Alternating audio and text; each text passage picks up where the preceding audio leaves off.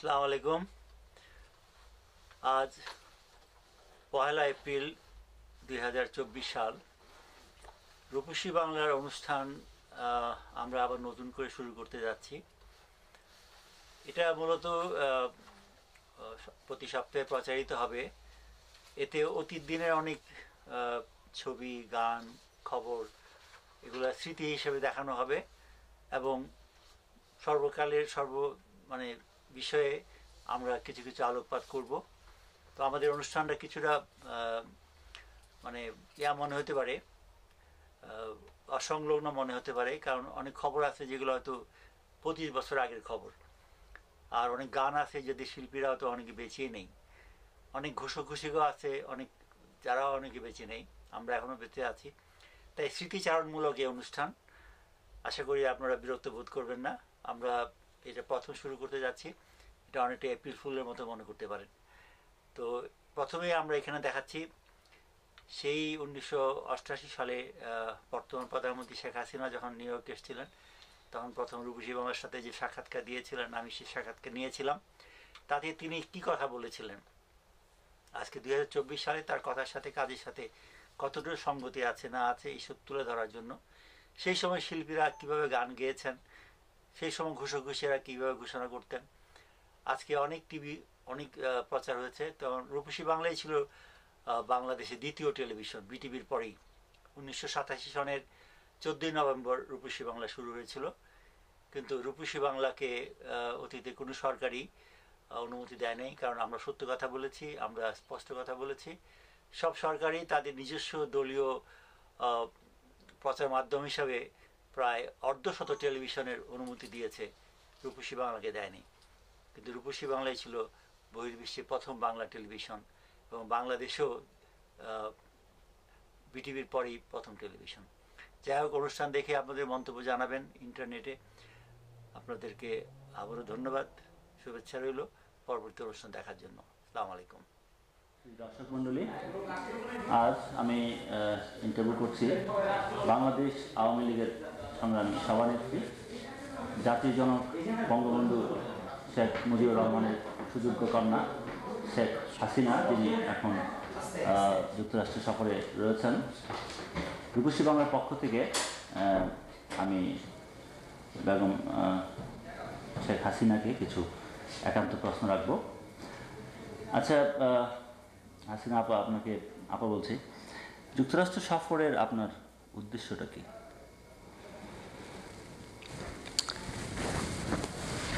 মানুষ দেশ দেখতে বের হয়, দেশের মানুষের সঙ্গে মিশতে বের হয়। আমিও সেই উদ্দেশ্য নিয়েই বের হয়েছি। এখানে শুধু যুক্তরাষ্ট্র নয়, আমি হল্যান্ড, জার্মানি, বেলজিয়াম হয়ে যুক্তরাষ্ট্র এসেছি। এরপর আমি ইংল্যান্ডে যাব। বিভিন্ন জায়গায় আমার যারা প্রবাসী বাঙালিরা আছেন তাদের সঙ্গে দেখা সাক্ষাৎ করা, আলাপ আলোচনা করা, সেই সঙ্গে সঙ্গে বিভিন্ন দেশের রাজনৈতিক নেতৃবৃন্দ, সরকারি এবং বিরোধী দলে যারা আছে তাদের সঙ্গে মত বিনিময় করবার উদ্দেশ্য নিয়েই আমি এসেছি। কোনো মহল অভিযোগ করছে, বাংলাদেশের কোনো পত্র পত্রিকায় কথা ছাপা হচ্ছে যে আপনি ইদানিং পশ্চিমের দিকে ঝুঁকছেন, মানে আপনার আওয়ামী লীগের বরাবরই পূর্বপন্থী লাইন ছিল, কিন্তু এখন ক্ষমতায় যাওয়ার জন্যে পাকিস্তানি স্টাইলে বেনজির ভুট্টোর মতো পশ্চিমা শক্তির সাথে একটা আঁতাত করে আপনি বাংলাদেশের ক্ষমতা যেতে চাচ্ছেন। এটা আসলে কি সত্যি কিনা? আওয়ামী লীগ কোনোদিনই কোনো পন্থী রাজনীতি করেনি। আওয়ামী লীগ চিরদিনই বাঙালিপন্থী ছিল। আওয়ামী লীগের রাজনীতি, বিশেষ করে আওয়ামী লীগের জন্ম এবং আওয়ামী লীগের রাজনীতির, আওয়ামী লীগ জন্ম হয়েছে প্রায় 40 বছর আগে, এবং এই 40 বছরের রাজনীতির ইতিহাস যদি দেখা যায় তো দেখা যাবে যে আওয়ামী লীগ চিরদিন সংগ্রাম করেছে বাংলার মানুষের জন্য। স্বৈরাচারী শাসকদের হাত থেকে মানুষকে মুক্ত করা, মানুষের অর্থনৈতিক অবস্থার পরিবর্তন ঘটানো, বা এই ঘূর্ণে ধরা সমাজ ভেঙে একটি নতুন সমাজ গড়ে বাংলার মানুষের আহার, বাসস্থান, চিকিৎসা, শিক্ষা, কাজের ব্যবস্থা করা, সেই লক্ষ্য নিয়েই আওয়ামী লীগ সংগ্রাম করেছে। আওয়ামী লীগ এই সংগ্রামে কোনোদিনই কোনো পন্থী বা কোনো মুখী ছিল না বা কোনো মুখী হবেও না। আমরা একটা সামরিক স্বৈর সরকারের বিরুদ্ধে সংগ্রাম করে যাচ্ছি। যে সামরিক স্বৈরাচার 1975 সালের 15ই আগস্ট জাতির জনক বঙ্গবন্ধু শেখ মুজিবকে হত্যা করে ক্ষমতা দখল করেছে এবং বাংলার মানুষের ভোটের অধিকার, ভাতের অধিকার ক্যান্টনমেন্টে বন্দি করেছে এবং ক্যান্টনমেন্টে বসে থেকে ক্ষমতার খেলা খেলছে এবং ক্যান্টনমেন্টে বসে বাংলার মানুষের ভাগ্য নিয়ে ছিনিমিনি খেলছে এবং দীর্ঘ 14 বছর ধরে এই বাংলার মানুষের উপর তারা যে শোষণ, যে অত্যাচার চালাচ্ছে, যে শোষণের ফলে আজকে বাংলাদেশের 99% মানুষ দরিদ্র। আজকে বাংলাদেশের মানুষের শিক্ষা নেই, আহার বাসস্থানের কোনো ব্যবস্থা নেই, আজকে তাদের চিকিৎসার ব্যবস্থা নেই। প্রতিটি মানুষ, বিশেষ করে গ্রাম পর্যায় পর্যন্ত প্রতিটি স্তরের মানুষই আজকে জীবনের সঙ্গে যুদ্ধ করছে। এই ভাগ্যহারা, শোষিত, বঞ্চিত মানুষগুলি যে দীর্ঘদিন সামরিক স্বৈর সরকারের যাতাকলে নিষ্পেষিত, নির্যাতিত এবং এই স্বৈর সরকারের বিরুদ্ধে আমরা যারা সংগ্রাম করে যাচ্ছি, লড়াই করে যাচ্ছি, আন্দোলন করে যাচ্ছি, যে আন্দোলনে আমাদের বহু কর্মী জীবন দিয়েছে, এই আন্দোলনকে আমরা আরও জোরদার করতে চাই এবং এই সামরিক স্বৈর শাসক তাদের বিরুদ্ধে বিশ্ব জনমত সৃষ্টি করতে চাই। যে কারণে আমি দেশি বিদেশের বিভিন্ন নেতাদের সঙ্গে আলাপ আলোচনা করা, মত বিনিময় করা এবং স্বৈর শাসকদের বিরুদ্ধে একটি জনমত সৃষ্টি করবার উদ্দেশ্যেই আমি বেরিয়েছি। কাজে এতে কোনো অন্যায় আছে বা অপরাধ আছে বলে হয়তো আমি মনে করি না।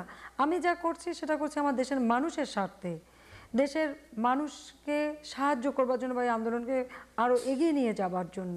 কারণ আজকে বর্তমান আধুনিক বিশ্ব হচ্ছে একের প্রতি অপরের সহযোগিতামূলক মনোভাব নিয়ে অথবা একের সঙ্গে অপরের একটা সমঝোতা নিয়েই আজকের বিশ্ব চলছে, অর্থাৎ যাকে বলে যে ইন্টার রিলেটেড বা ইন্টারডিপেন্ডেন্ট ওয়ার্ল্ড। বর্তমান আধুনিক বিশ্ব অত্যন্ত ক্ষুদ্র, একে অস্বীকার করা যায় না। কাজে সেখানে এই দৃষ্টিকোণ থেকে বিচার করা বা অন্য কোনো দেশের অবস্থার সঙ্গে তুলনা করবার কোনো অবকাশ আছে বলে আমি মনে করি না। আর তাছাড়া বিদেশে আসা তো আমার নতুন কিছু নয়, বিদেশে আসা আমার নতুন কিছু নয়। 1969 সাল থেকে আমি এ পর্যন্ত বহুবার বিদেশ সফর করেছি, বহুবার বিদেশে এসেছি। এই আমেরিকায়ও আমি 87 সালে এসেছিলাম। যে এটা নিয়ে কোনো প্রশ্ন আসা উচিত নয়। এটা মানুষের মনে বিভ্রান্তি সৃষ্টি করবার জন্যই এক শ্রেণী লোক করে বেড়াচ্ছে, যারা স্বৈর শাসককে ক্ষমতা রাখতে চায়, যারা সামরিক জান্তাদের তাবেদারি করে, তারাই নানাভাবে বিভ্রান্তির ব্রাজাল সৃষ্টি করবার চেষ্টা করছে। বাংলা মানুষ জানে ভালো করেই যে আমার রাজনীতি সেটা হচ্ছে গণমুখী, জনতার স্বার্থে। তো আপনি যেটা বললেন খুব সুন্দর কথা, যে সারা বিশ্বের সাধারণ মানুষের মধ্যে যেটা ঐক্য, ইন্টার রিলেটেড রিলেশনশিপ যেটা বললেন। তো বাংলাদেশে আপনার দল আওয়ামী লীগ বর্তমান সরকার, এরশাদ সরকারের পতন চায়, বিএনপিও এই সরকারের পতন চায়, আরও বিভিন্ন বিরোধী রাজনৈতিক দল মনে প্রাণে এই সরকারের উৎখাত কামনা করে। কিন্তু এই একটা অভিন্ন বিষয়ে আপনাদের মধ্যে বৃহত্তর ঐক্য গড়ে না ওঠার কারণটা কিছু বলবেন কি? কারণ তো খুব স্পষ্ট। আমরা সংগ্রাম করছি 75-এর পর থেকে গণমানুষের যে অধিকার ক্যান্টনমেন্টে বন্দী হয়ে আছে, বারবার বুলেটের মধ্য দিয়ে ক্ষমতার পরিবর্তন ঘটছে। 75-এর পরে এরশাদ সাহেব হচ্ছে ষষ্ঠ রাষ্ট্রপতি। এই 6 বার রাষ্ট্রপতি পরিবর্তন একবারও জনতার ভোটে হয় নাই, হয়েছে ক্যান্টনমেন্টে বসে অস্ত্রের মাধ্যমে, ষড়যন্ত্রের মাধ্যমে। আমরা এই প্রক্রিয়ারই বিরোধিতা করছি। খুব স্বাভাবিকভাবে আমরা চাই দেশের সত্যিকার জনগণের প্রতিনিধিত্বশীল সরকার গড়ে উঠুক। কিন্তু ক্যান্টনমেন্টের তৈরি যে সমস্ত রাজনৈতিক দল, তারা কি করে এটা চেতে পারে? তাদের সবসময় প্রচেষ্টা থাকবে ক্ষমতাটা ক্যান্টনমেন্টের মধ্যেই সীমাবদ্ধ রাখা। আমি কোনো দলকে মিন করছি না, ক্যান্টনমেন্টের তৈরি যে কোনো দলেরই প্রচেষ্টা থাকবে। বিএনপি কি তার মধ্যে পড়ে? নিশ্চয়ই পড়বে না কেন? বিএনপির দলের সৃষ্টি হয়েছে কবে? প্রথমে ক্ষমতায় যে, তারপরে ক্ষমতার উচ্ছিষ্ট বিলিয়ে বিএনপির জন্ম। এরশাদ সাহেবের বিএনপি অর্থাৎ একটা হচ্ছে বাংলাদেশ ন্যাশনালিস্ট পার্টি, আর একটি হচ্ছে বাংলাদেশ ন্যাশনাল পার্টি। দুটি দলই ক্যান্টনমেন্টে তৈরি, একে অপরের সহযোগিতা করে বেড়াচ্ছে। আমার উদাত্ত আহ্বান থাকবে সকলের প্রতি যে স্বৈরাচারী এরশাদকে উৎখাত করবার জন্য এবং ক্যান্টনমেন্ট থেকে জনতার অধিকার জনতার হাতে ফিরিয়ে দেওয়ার জন্য এবং গণতান্ত্রিক ধারা এই দেশে নিয়ে আসার জন্য যারাই চাইবে আন্দোলনের শরিক হবে। গতকাল শেখ খালেদা জিয়া একটা বক্তব্য রেখেছে, আমি প্রসঙ্গে বলতে চাই, সেটা হলো যে সে চায় না 72 সনের সংবিধানের পুনরুজ্জীবন, আপনি চান 72 সনের সংবিধানের পুনরুজ্জীবন।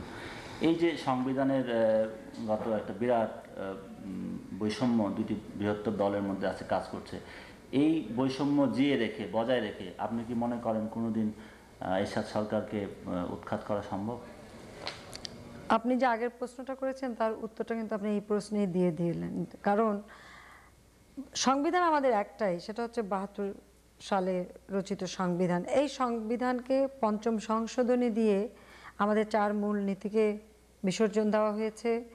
এই সংবিধানে স্বাধীনতা বিরোধী শক্তি যারা 1971 সালে মা বোনের ইজ্জত লুটেছে, যারা পাক হানাদার বাহিনীর হাতকে শক্তিশালী করেছে, যারা স্বাধীনতার বিরোধিতা করেছে, যাদেরকে শাস্তি হিসেবে রাজনীতি করবার অধিকার যাদের কেড়ে নেওয়া হয়েছিল, সেই অধিকার আবার তাদের দিয়ে এই সমস্ত স্বাধীনতা বিরোধী শক্তিকে রাজনৈতিকভাবে প্রতিষ্ঠিত করানো হয়েছে।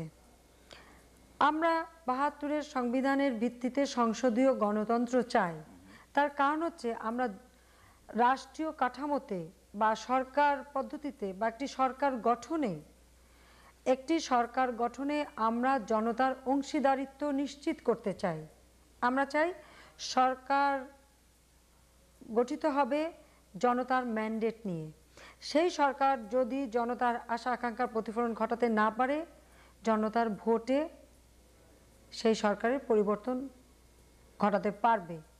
আমরা মনে করি যে 72-এ বাংলাদেশে এই 14 বছরের সামরিক স্বৈর শাসনের ফলে এত বেশি সমস্যা জড়িত হয়েছে, যে সমস্যা সমাধান করতে গেলে জনগণের একটি প্রতিনিধিত্বশীল সরকার প্রয়োজন এবং সেই সরকার একমাত্র সংসদীয় গণতান্ত্রিক পদ্ধতির সরকার হলে এই সমস্যার সমাধান করতে পারবে বলে আমাদের দৃঢ় বিশ্বাস।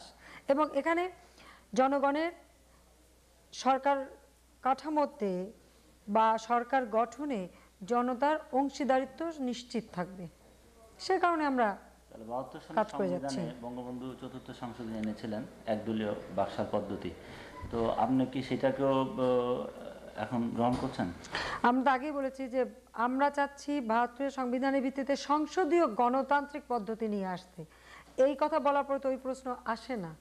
দুটোর মধ্যে যে তফাৎ আছে নিশ্চয়ই আপনারা সেটা বুঝতে পারছেন। আর বঙ্গবন্ধু সেই দিন একদলীয় করতে চাননি, জনগণকে অর্থনৈতিক মুক্তি দেবার জন্য প্রতিটি রাজনৈতিক দল, আজকে যে ঐক্যের প্রশ্ন নিয়ে আসেন আপনারা, সেই জাতীয় ঐক্যই বঙ্গবন্ধু গড়ে তুলতে চেয়েছিলেন। এবং প্রতিটি রাজনৈতিক দল, প্রতিটি পেশাজীবীর মানুষ সকলের শক্তিকে কাজে লাগিয়েই বঙ্গবন্ধু দেশের অর্থনৈতিক মুক্তি আনতে চেয়েছিলেন। একদল আওয়ামী লীগ একটি দল হিসেবে একদলীয় শাসনই তো চালিয়ে যাচ্ছিল। আওয়ামী লীগ যখন দেশ শাসন করছিল তখন একদলীয় হিসেবেই ক্ষমতাসীন ছিল, তখন সেখানে বহু দলের সমষ্টি ঘটেনি। কিন্তু বঙ্গবন্ধু 4th সংশোধনী করে একটা প্ল্যাটফর্মে বহু দল প্লাস যারা বিভিন্ন পেশাজীবী ছিলেন, বুদ্ধিজীবী ছিলেন, আইনজীবী ছিলেন, সাংবাদিক ছিলেন, শিক্ষক ছিলেন, প্রত্যেককে একই সঙ্গে নিয়ে এসে যারা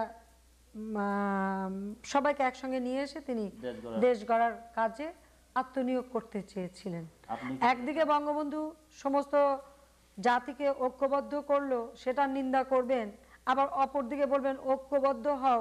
আপনাদের এই কথার মাঝখানে যে একটা একটা সংঘাত রয়েছে, এটা আমার কাছে কোনো মতেই খোলাসা নয়। তাহলে আপনি যদি ক্ষমতায় আসেন, আপনি কি বঙ্গবন্ধুর সেই আদর্শ, বঙ্গবন্ধুর মতো সেই নেতৃত্ব বাংলাদেশে আর নেই যার গোটা জাতিকে ঐক্যবদ্ধ করে এগিয়ে নিয়ে যেতে পারবে। কাজে ও আশা করা বাতুলতা ছাড়া আর কিছুই নয়।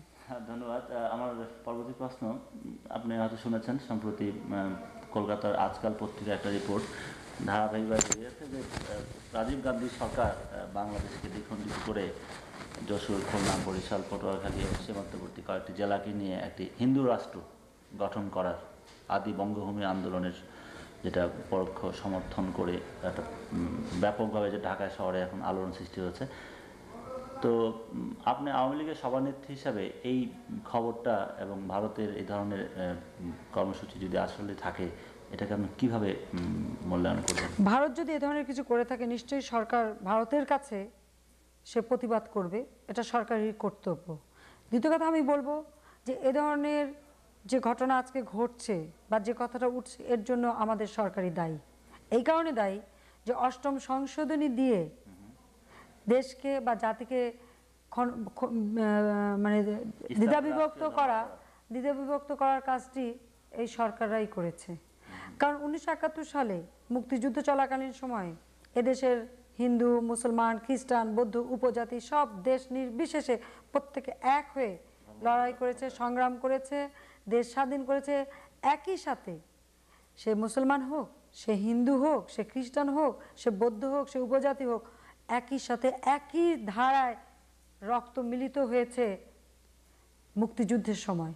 কাজে সেই রক্তদানকে অস্বীকার করা এটা কোনো মতেই সঠিক হয়নি এবং অষ্টম সংশোধনী দিয়ে সরকার এই বীজ বপন করেছে। এবং আমি মনে করি যে এই জাতিকে, যেমন মিলিটারি ডিক্টেটরদের একটা ধারাই আছে, ডিভাইড অ্যান্ড রুল। তো মিলিটারি ডিক্টেটররা তাই করে যাচ্ছে, জাতিকে দ্বিধাবিভক্ত করে তার একটা সমস্যা সৃষ্টি করে নিয়ে মানুষের যে দৃষ্টি, এরশাদের বিরুদ্ধে যে আন্দোলন, সেই আন্দোলনের গতিকে পরিবর্তন করতে চাচ্ছে। এটা সরকারের তৈরি একটা নতুন চাল ছাড়া আর কিছু আমি মনে করি না। আপনি বিশ্বাস করেন না বা স্বীকার করেন না যে ভারতের এই ব্যাপারে ভারত যদি ব্যাপারে করে থাকে, তো আমাদের সেনাবাহিনী কি করছে? সেনাবাহিনী ভোট ডাকাতি করার জন্য পাঠাতে পারে পুলিং বুথে, বা একটা মানুষের ভোট কাটতে জন্য ব্যবহার করতে পারে। তো আমি ক্ষমতা থাকলে এই ধরনের কোনো, নিশ্চয়ই আমরা প্রতিবাদ করতাম, অবশ্যই প্রতিবাদ করতাম। কারণ দেশ আমরা স্বাধীন করেছি, আমরা জানি কি করে অন্য দেশের সঙ্গে ডিল করতে হয়। কিন্তু যারা অস্ত্র হাতে নিয়ে ক্ষমতা আসে, তারা মূলত হচ্ছে দুর্বল এবং সমস্যা তৈরি করা হচ্ছে এদের কাজ। সমস্যা তৈরি করে মূল সমস্যা থেকে জনগণের দৃষ্টিভঙ্গি তারা সরাতে চায়, এটাই তাদের উদ্দেশ্য। এবং আজকে এই সব যা ঘটছে, এগুলির জন্য আমি বর্তমান সরকারকেই সম্পূর্ণভাবে দায়ী করি। কারণ এটা তাদেরই তৈরি, তাদেরই ষড়যন্ত্র, এবং অষ্টম সংশোধনী দিয়েই তারা এগুলি শুরু করেছে। একটা কথাই প্রসঙ্গে আমি বলতে চাই, এক সময় বঙ্গবন্ধুকে আমরা ছাত্রলীগ থেকে বলেছিলাম, তখন আওয়ামী লীগের একটু ভারত ঘেঁষা ছিল। তো বঙ্গবন্ধু খুব সোচ্চারভাবে এবং বজ্রদীপ্ত কণ্ঠে স্বাভাবিক ভাষায় তিনি বলেছিলেন যে আমি শেখ মুজিবুর রহমান পাকিস্তানি আর্মিকে এই দেশকে উৎখাত করেছে, আমি জানি ভারতকে কীভাবে সামলাতে হবে, কীভাবে ইয়া করতে হবে। তো আপনি সেই বঙ্গবন্ধুর সুযোগ্য কন্যা হিসাবে, আওয়ামী লীগের বর্তমান সভানেত্রী হিসাবে, এই ধরনের পরিস্থিতিতে আমাদের পার্শ্ববর্তী ভারতের তরফ থেকে বাংলাদেশের স্বাধীনতা, সার্বভৌমত্বের প্রতি যদি কোনো ভবিষ্যতে হুমকি আসে, আপনি যদি ক্ষমতায় বা দায়িত্বে থাকেন, আপনি কি একই সুরে সেই কথাটি বলতে পারেন? দেখুন, ভারত আমাদের স্বাধীনতা যুদ্ধে সাহায্য সহযোগিতা করেছিল। ভারতেরও 17,000 সৈন্য কি 18,000 সৈন্য জীবন দিয়েছিল। অযথা তারা আমাদের স্বাধীনতা, সার্বভৌমত্ব নষ্ট করতে আসবে, আপনি বিশ্বাস করেন? এটা আমি বিশ্বাস করি না। তারপরে কিন্তু যদি কিছু ঘটে থাকে, সেটার জন্য আমাদের সরকারই দায়ী আমি মনে করি, সম্পূর্ণভাবে তাদের দায়ী। ক্ষমতা যদি আপনি থাকেন আর ভারত যদি এই ধরনের কিছু করে, সেই সময় শুধু ভারত কেন, যে কোনো দেশই যদি করে, তাহলে মিলিটারি আছে কেন আমাদের? না, তাহলে আমাদের সামরিক বাহিনী আছে কেন? নিশ্চয়ই এটা মোকাবেলা করা হবে। এবং সামরিক বাহিনীর কাজ কি? সামরিক বাহিনীর কাজই হচ্ছে বহিঃশত্রুর আক্রমণ থেকে দেশকে রক্ষা করা। তো এরকম যদি ঘটনা ঘটে থাকে, তো আমাদের সামরিক বাহিনী কি কাজ করছে এবং কেন সামরিক বাহিনী ব্যর্থতার পরিচয় দিচ্ছে? কোনো নেতা বা দলের বক্তব্য হচ্ছে বাংলাদেশের মতো দেশে সামরিক বাহিনীর যৌক্তিকতাই নেই। সে যে নেতা বলেছে, আপনি সেই নেতাকে জিজ্ঞাসা করবেন। দেশ স্বাধীন হবার পরে এই সামরিক বাহিনী বঙ্গবন্ধু গড়ে তুলেছিলেন, এটুকু নিশ্চয়ই আপনাদের মনে আছে। সেখানে কোনো নৌবাহিনী ছিল না, বিমান বাহিনী ছিল না, কিছুই ছিল না, পুলিশ বাহিনী ছিল না, সবই বঙ্গবন্ধুর গড়ে তোলা। প্রথম সামরিক একাডেমি বঙ্গবন্ধু গড়ে তুলেছিলেন। তো যারা এই সমস্ত কথা বলে, সে প্রশ্ন বাবা তাদেরকেই করেন, ওই প্রশ্নের উত্তর দেওয়ার জন্য আমি তৈরি না। কারণ আমরা দেশের স্বাধীনতার জন্য শক্তিশালী সামরিক বাহিনীতে বিশ্বাস করেন? নিশ্চয়ই বিশ্বাস করি। দেশ স্বাধীন আমরা করেছি, শক্তিশালী সামরিক বাহিনী, শক্তিশালী পুলিশ বাহিনী, দেশ শক্তিশালী হোক, দেশের স্বাধীনতার সার্বভৌমত্ব অটুট থাকুক, আমরা সেই জন্যই চাই, কারণ এই স্বাধীনতার জন্য সারা জীবন আমরা লড়াই করেছি, সংগ্রাম করেছি, অনেক আত্মত্যাগ আমরা করেছি, স্বাধীনতার মূল্য আমরা বুঝি। কিন্তু যারা আজকে উড়ে এসে জুড়ে বুলেটের মাধ্যমে ক্ষমতায় বসেছে তারা বুঝবে কি? এরশাদ সাহেব বুঝবে না, কারণ এরশাদ সাহেব তো দেশের স্বাধীনতা যুদ্ধে অংশগ্রহণ করেন নাই, বরং তিনি বিরোধিতা করেছিলেন। কাজে তিনি স্বাধীনতার মর্মকে বুঝবেন। আপনি যদি ক্ষমতায় যান, আপনি আজকেও মিটিংয়ে বলেছেন বঙ্গবন্ধু হত্যার বিচার চান, তো ক্ষমতায় গেলে আপনি কি বঙ্গবন্ধু হত্যার বিচার করবেন? নিশ্চয়ই। ক্ষমতায় শুধু যাওয়া কেন, আমি যখনই সুযোগ পাবো বঙ্গবন্ধু হত্যার বিচার করব। বঙ্গবন্ধুকে আজকে হত্যা করে তিনি আমাদের জাতির জনক, তিনি আমাদের নেতা। তাকে হত্যা করার পরই এই দেশে মানুষের ভাগ্যের পরিবর্তন ঘটে গেছে। দেশের মানুষের ভাতের অধিকার, ভোটের অধিকার সব ক্যান্টনমেন্টে বন্দী রয়েছে। আজকে দেশের মানুষ যে দুর্ভোগে পোহাচ্ছে, আজকে দেশের মানুষ যে আজকে সব থেকে বেশি খারাপ অবস্থায় যাচ্ছে, তার মূল হচ্ছে বঙ্গবন্ধুকে হত্যা করে। মানুষের ভাগ্য নিয়ে আজকে তারা ছিনিমিনি খেলছে। বঙ্গবন্ধু বেঁচে থাকলে কোনোদিন এটা করতে পারতো না। কাজে বঙ্গবন্ধুর হত্যার বিচার হতেই হবে। বেনজির ভুট্টো কিন্তু ভুট্টো হত্যার বিচার চেয়েছিল, কিন্তু ক্ষমতা যাওয়ার পরে আর্মির সাথে অ্যাডজাস্টমেন্ট করে সেই কথাটা। এখানে বেনজির ভুট্টো চাবে কি? কারণ বেনজির ভুট্টোর বাবাকে যারা হত্যা করেছিল প্লেন ক্র্যাশে, তারা সব শেষ। কাজে তারা চাওয়ার তো অবকাশ নাই। সেই জন্য তার ক্ষোভটা কম। ক্ষোভের ব্যাপার না, যারা করছে তো মরেই গেল প্লেন ক্র্যাশ হয়ে, তো এরপরে আর কার বিচার চাইবে? আর বঙ্গবন্ধুর হত্যাকারীরা অবাধে ঘুরে বেড়াচ্ছে দেশের মাটিতে। এটা পৃথিবীর কোনো সভ্য দেশে, সভ্য জগতে খুনিরা, যারা আত্মস্বীকৃত খুনি, তারা ঘুরে বেড়াবে, এটা কোনোদিন সভ্য জগতে হতে পারে নাকি? যে কোনো সচেতন নাগরিক, যে কোনো বিবেক সম্পন্ন মানুষ এই হত্যার বিচার চাইবে বলে আমি বিশ্বাস করি। যারা ষড়যন্ত্রের সঙ্গে জড়িত আর যারা খুনি, তারাই হয়তো চাইবে না। একটা জিনিস আমি এখানে আপনাকে জিজ্ঞেস করতে চাই, এই যে আজকে যারা ক্ষমতা মানে ফ্রিডম পার্টি করছে, ওই মেজর হুদা বা ডালিম যারা আছে, জিয়াউর রহমানের আমলে কিন্তু তারা এখানে রাজনীতি করার সুযোগ পায় নাই।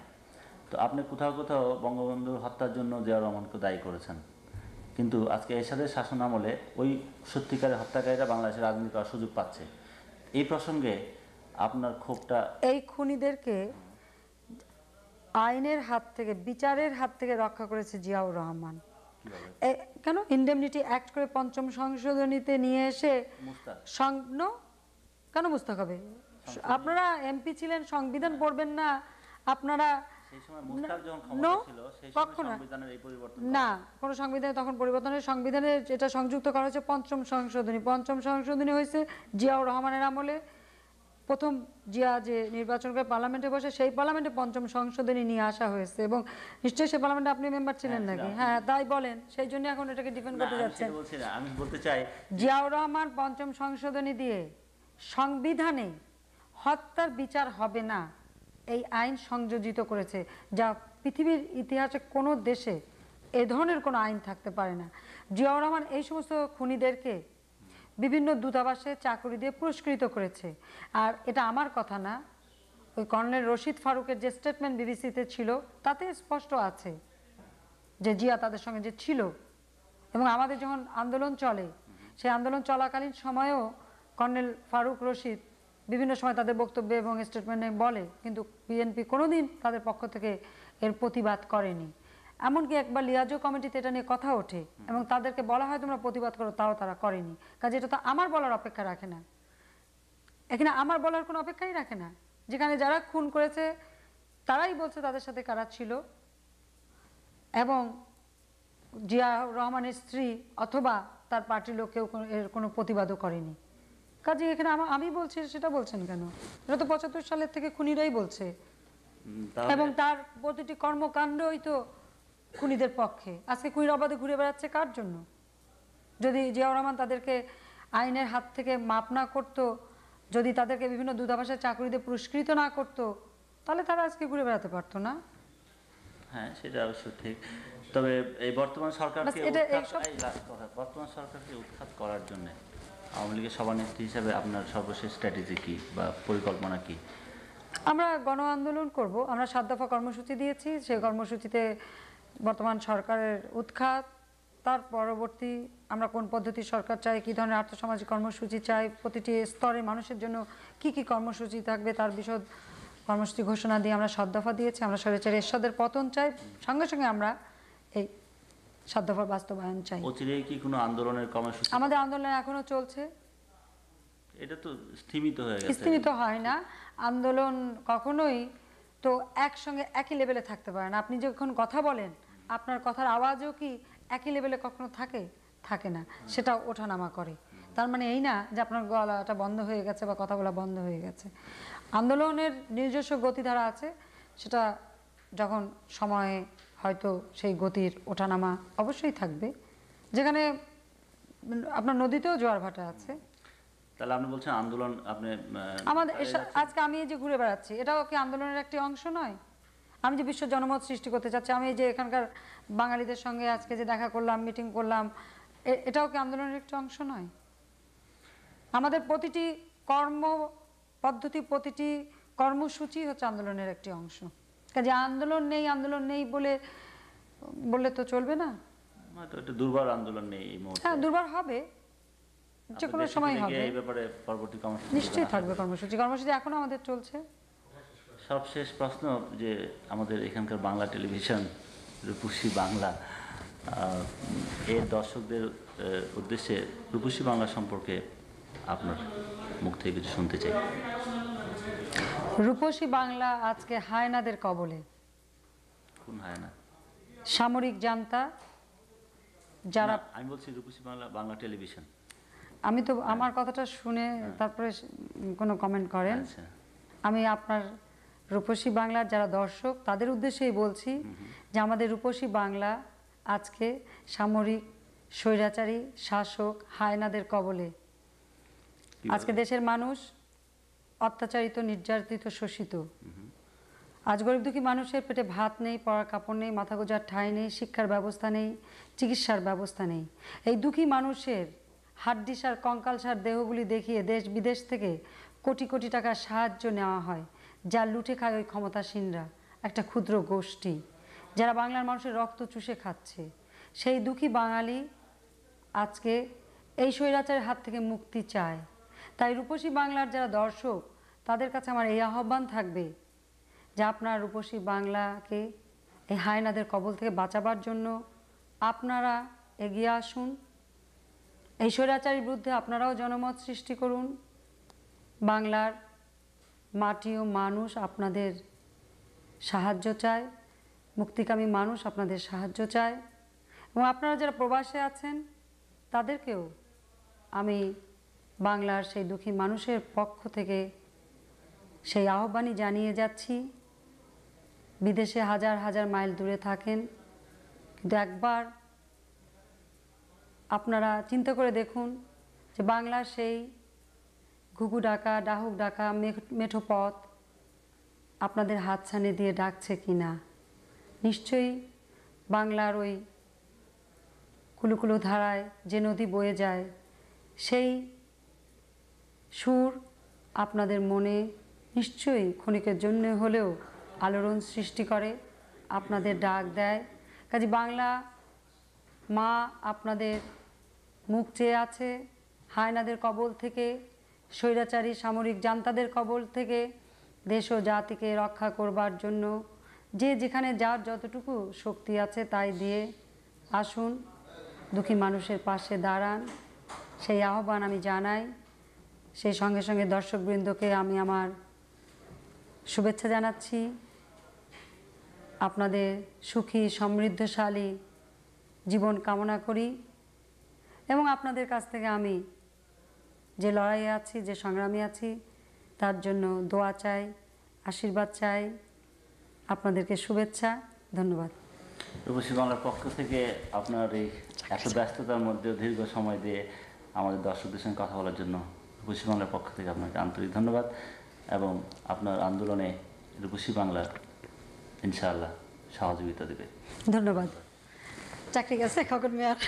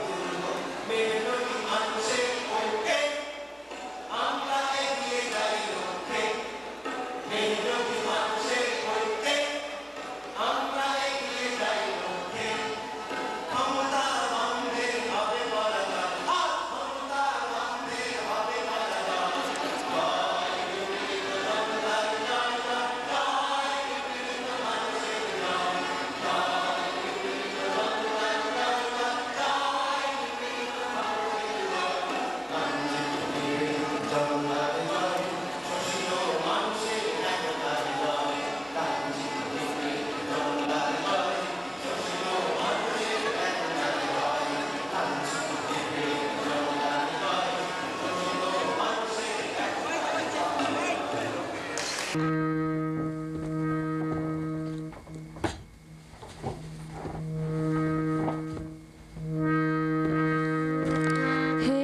গেছি আজ আমি নিজের কাছে, হেরে গেছি জীবনেরই খেলাতে, হেরে গেছি আজ আমি নিজের কাছে, হেরে গেছি জীবনেরই খেলাতে। এ মনে ছিল যত গর্ব আমার, কে যেন ভেঙে দিয়েছে। হেরে গেছি আজ আমি নিজের কাছে, হেরে গেছি জীবনেরই খেলাতে।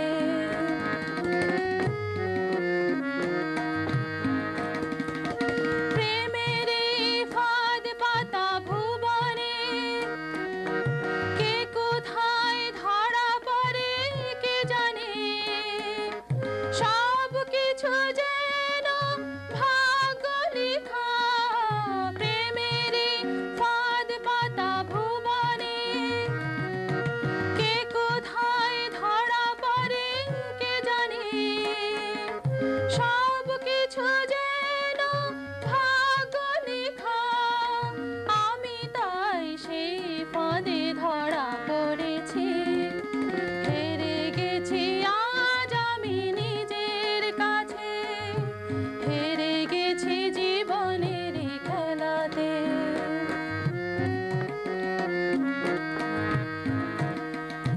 বাসরের ফুল ঝরা নিশীথে, হৃদয় পরাজিত হয়েছে। সব কিছু দিয়ে শূন্য আমি, বাসরের ফুল ঝরা নিশীথে, হৃদয় পরাজিত হয়েছে। সব কিছু দিয়ে শূন্য আমি, আমি তাই নেই যেন এই আমাতে। হেরে গেছি আজ আমি নিজের কাছে, হেরে গেছি জীবনেরই খেলাতে। এ মনে ছিল যত গর্ব আমার, কে যেন ভেঙে দিয়েছে। হেরে গেছি আজ আমি নিজের কাছে, হেরে গেছি জীবনেরই খেলাতে।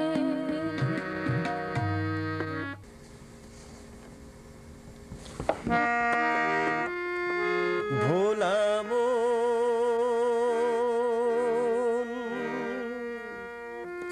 মনের কথা কারে বলিয়া, অমন করে ছিড়ল কেন এক তারাটার তার। ও তো উদাস বাউল নেই তো বাবুলা, অমন করে ছিড়ল কেন এক তারাটার তার। তোর উদাস বাউল নেই তো বাবুলা, ভোলা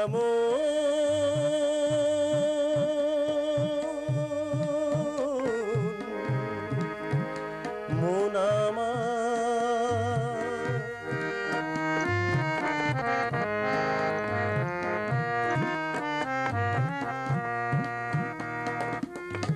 কাঁদতে গিয়ে হাসি কেনে, হাসতে গিয়ে কাঁদি,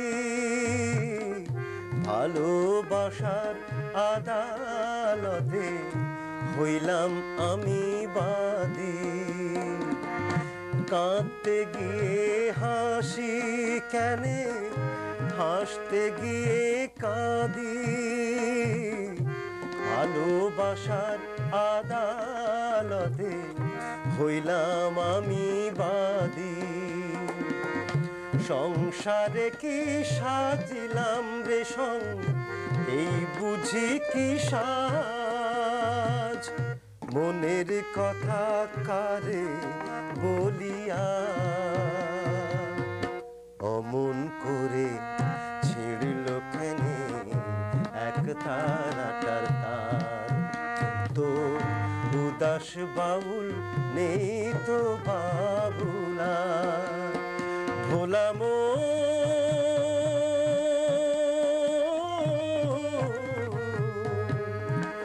মন আমার।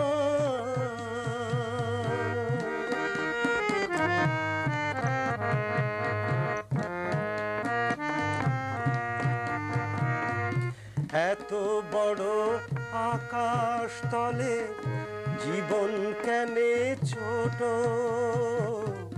বেরিতে ফুল মনোবৃক্ষে ঝরবে যেন পটো।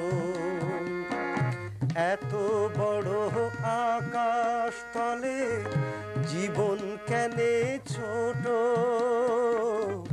বেরিতে ফুল মনোবৃক্ষে ঝরবে যেন পটো। সংসারে কি সাজিলাম রে এই বুঝি কি সার, জানি না তো কে যে আমার, আমি যে হায়কার। মনের কথা কারে বলিয়া অমন করে ছিঁড়ল কেনে এক তারাটার তার। ও তোর উদাস বাউল নেই তো বাবুলা, ভোলা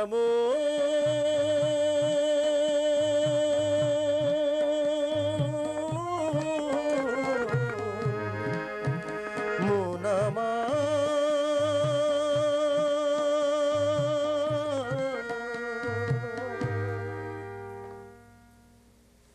রূপসী বাংলা এই সপ্তাহের দেশের খবর। শ্রীলঙ্কার রাজধানীতে গত সপ্তাহে অনুষ্ঠিত সার্ক সম্মেলন কার্যত ব্যর্থ হয়েছে। ভারতের চক্রান্তে ভুটানের অনুপস্থিতিতে শেষ পর্যন্ত সার্ক সম্মেলন বানচাল হলেও বাংলাদেশের প্রধানমন্ত্রী বেগম খালেদা জিয়া 64 জন সঙ্গীসহ শ্রীলঙ্কা সফর করে এসে সার্কের ব্যাপারে আশাবাদ ব্যক্ত করেছেন। ব্রিটিশ সরকার বাংলাদেশের গণতান্ত্রিক সরকারকে সব ধরনের সাহায্য সহযোগিতা করার অঙ্গীকার করেছে। সফররত ব্রিটিশ বৈদেশিক উন্নয়ন মন্ত্রী মিসেস লিন্ডা চকার বাংলাদেশের শিক্ষাঙ্গনে অব্যাহত সন্ত্রাসে গভীর উৎকণ্ঠা প্রকাশ করে বলেছেন, এই অবস্থার উন্নতি না হলে সকল উন্নয়ন কর্মকাণ্ড ব্যাহত হবে। বাংলাদেশের কাছে 3 বিঘা হস্তান্তর নিয়ে রাজনৈতিক জট ক্রমশ প্রকটতর হচ্ছে। পশ্চিমবঙ্গের মুখ্যমন্ত্রী জ্যোতিপ্রকাশ বসু আসন্ন 3 বিঘা সফরকালে ভারতীয় জনতা পার্টি মানব প্রতিরোধের হুমকি দিয়েছে। পরিস্থিতির জটিলতার জন্য আঙ্গুরপুতার দহগ্রামে খাদ্য সরবরাহ বন্ধ করে দেওয়া হয়েছে বলে জানা গেছে। সাবেক প্রেসিডেন্ট হোসেন মোহাম্মদ এরশাদের বিদেশে রক্ষিত হাজার হাজার কোটি টাকা সম্পদ অনুসন্ধানের জন্য বাংলাদেশ সরকারের ভাড়া করা বেসরকারি মার্কিন গোয়েন্দা সংস্থা ফেয়ারফ্যাক্স এই পর্যন্ত এরশাদের কোনো সম্পদের হদিশ দিতে ব্যর্থ হয়েছে। ফেয়ারফ্যাক্স তাদের চূড়ান্ত রিপোর্ট দেওয়ার আগে বাংলাদেশ সরকারের কাছে আরও $1 কোটি ফি হিসাবে দাবি করেছে। বাংলাদেশ সরকার এই ফি দিতে অস্বীকৃতি জানিয়েছে।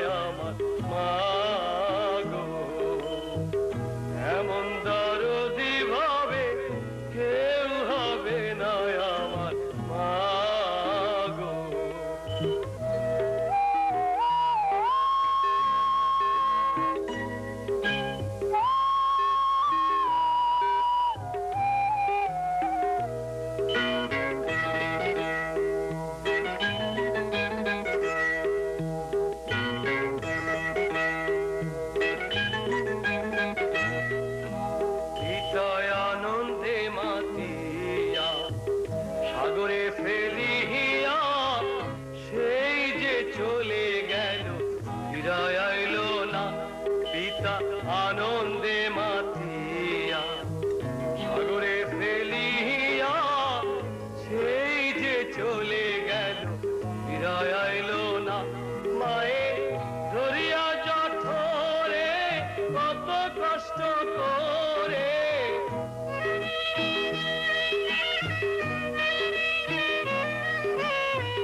ধরিয়া জঠরে মায়ের ধরিয়া জঠরে কত কষ্ট করে 10 মাস 10 দিন পরে পেল বেদনা। এমন দরদি ভাবে কেউ হবে না আমার মা গো, এমন দরদি ভাবে কেউ হবে না আমার মা গো।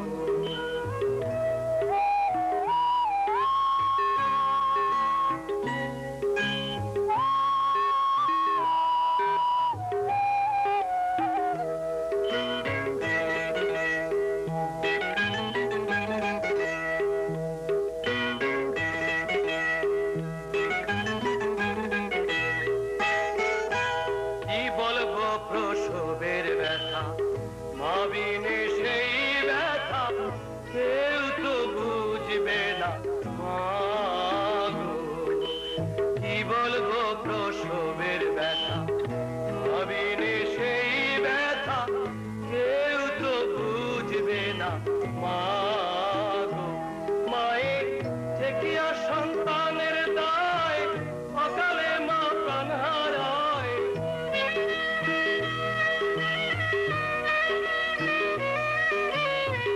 ঠেকিয়া সন্তানের দায়, মায়ের ঠেকিয়া সন্তানের দায় অকালে মা প্রাণ হারায়। কেন সেই মায়ের ভক্তি রাখো না, এমন দরদি ভাবে কেউ হবে না আমার মা গো, এমন দরদি ভাবে কেউ হবে না আমার মা গো। মায়ের এক ধার দুধের দাম কাটিয়া গায়ের দাম, এক ধার। একটি বিজ্ঞপ্তি। মহান বিজয় দিবস উপলক্ষে আগামী রোববার 19শে ডিসেম্বর বিকেল 4টায় যুক্তরাষ্ট্র আওয়ামী লীগ ও তার অঙ্গ দলসমূহের উদ্যোগে এক আলোচনা সভা ও ইফতার পার্টি কার্ডিনাল স্পেলম্যান সেন্টারে অনুষ্ঠিত হবে। আরও অনুসন্ধানের জন্য জনাব ফরাসত আলী, টেলিফোন 718-904-7708। বিজ্ঞপ্তিটি এখানেই শেষ হলো। প্রধানমন্ত্রী শেখ হাসিনা কমনওয়েলথ সম্মেলনে 4 দফা প্রস্তাব পেশ করেছেন। সরকারের পদত্যাগ এবং অবিলম্বে সংসদ নির্বাচনের দাবিতে আজ রোববার ঢাকায় 4 দল গণমিছিলের আয়োজন করে। বিএনপি, জামাত, জাতীয় পার্টি ও ইসলামী আন্দোলন এর নেতৃত্ব দিচ্ছেন। রাজধানী ঢাকায় ভাসমান জনসংখ্যা কমানোর লক্ষ্যে কৃষি ব্যাংক ঘরে ফেরা কর্মসূচিতে 2.25 কোটি টাকা ঋণ মঞ্জুর করেছে। পরিবার প্রতি 5 থেকে 50,000 টাকা আর্থিক সহযোগিতা প্রদান করে তাদের স্বগ্রামে ফিরে যেতে উৎসাহিত করা হচ্ছে। তবে কিছুদিন পরে আবার তারা রাজধানীতে ফিরে আসবে বলে অনেকে আশঙ্কা প্রকাশ করেছেন। রূপসী বাংলা থেকে প্রচারিত এই সপ্তাহের দেশের খবর এখানেই শেষ হলো।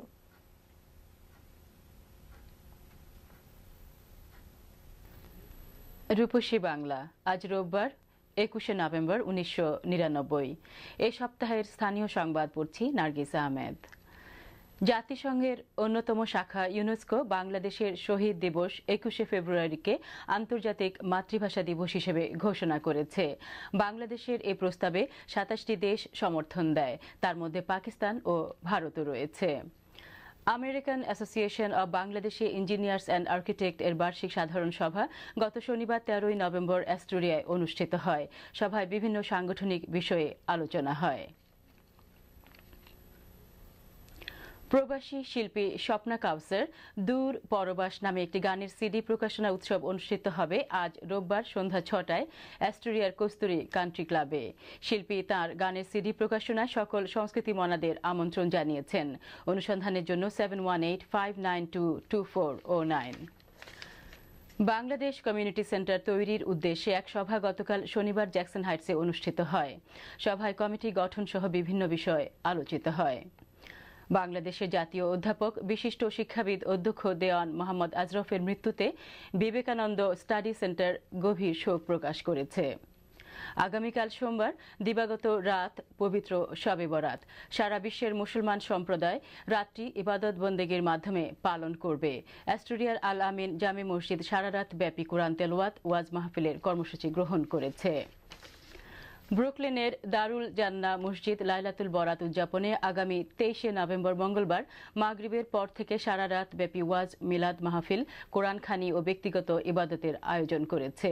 খাবার ও সেহরির সুব্যবস্থা রয়েছে। এতে বক্তব্য রাখবেন আলহাজ হযরত মাওলানা আব্দুর রহমান। আরও অনুসন্ধানের জন্য 7184379848।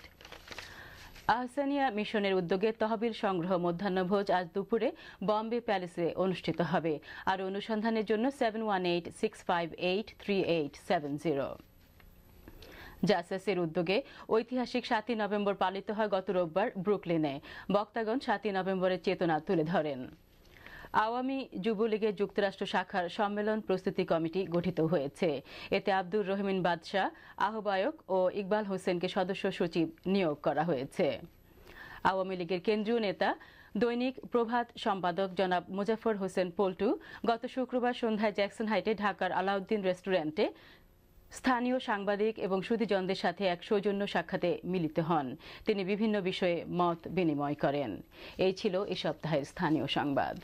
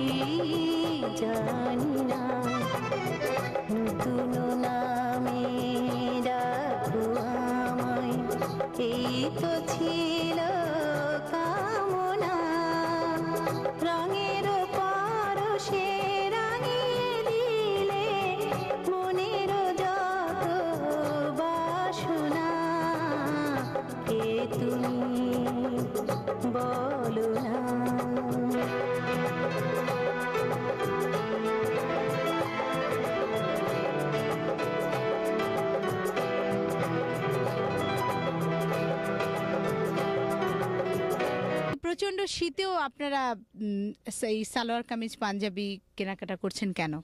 আমরা বাঙালি ঐতিহ্য রাখার জন্য আমাদেরকে পাঞ্জাবি এবং সালোয়ার কামিজ ঈদে মানাবে, যার জন্য আমরা এটা কেনার জন্য এখানে আসছে, সালোয়ার কামিজ পাঞ্জাবি কেনার জন্য এখানে আসছে। হয় নাই আবারও।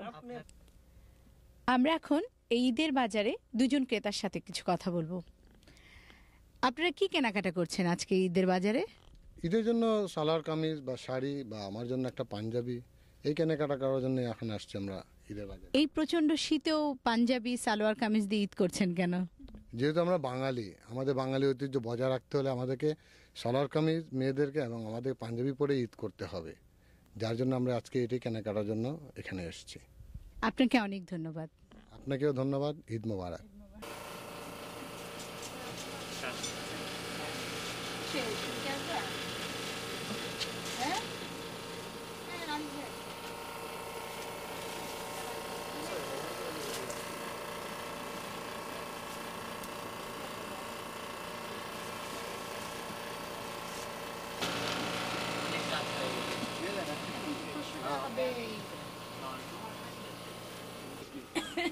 আমরা এসব কিছু করছি।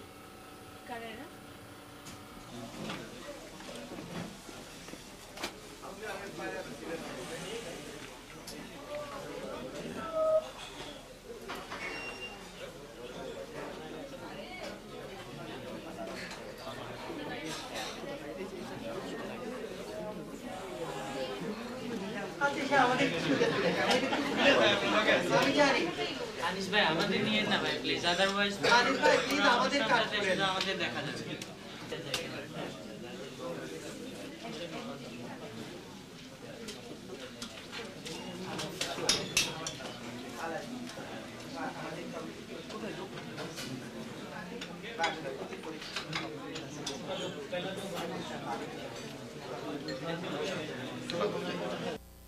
রূপসী বাংলা, আজ রোববার 24শে জানুয়ারি 1999।